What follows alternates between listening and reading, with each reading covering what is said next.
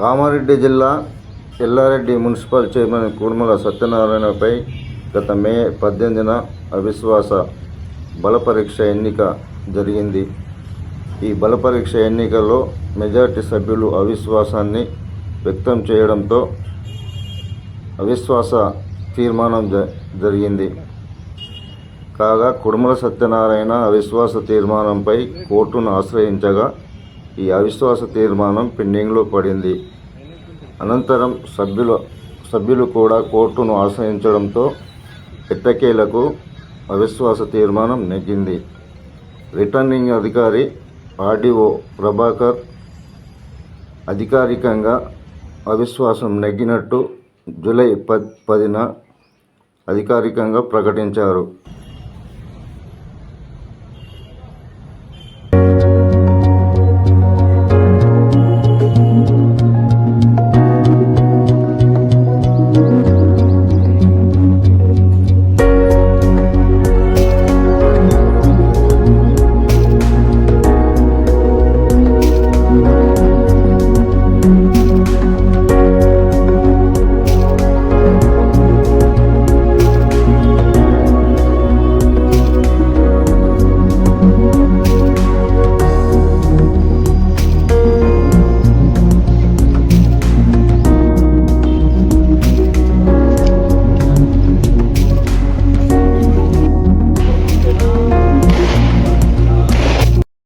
అవిశ్వాసం తీర్మానం నెగ్గింది. 11 మంది సభ్యులం తెలిపారు.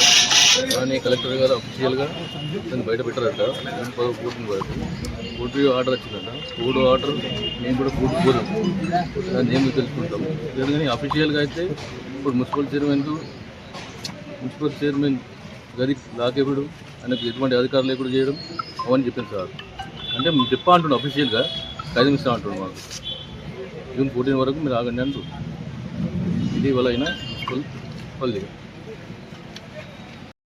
అవిశ్వాసం 11 మంది నెగ్గిరు.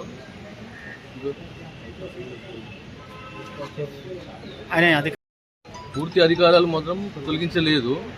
చైర్మన్ అఫీషియల్గా మాత్రం సార్ ఏం చెప్పారంటే ఆర్డీఓ గారు కలెక్టర్ అడిగి మీకు కాపీ పంపిస్తాను, ఆయనకి ఇప్పటికైతే డోర్కు లాగేశారు చైర్మన్ ఛాంబర్కు.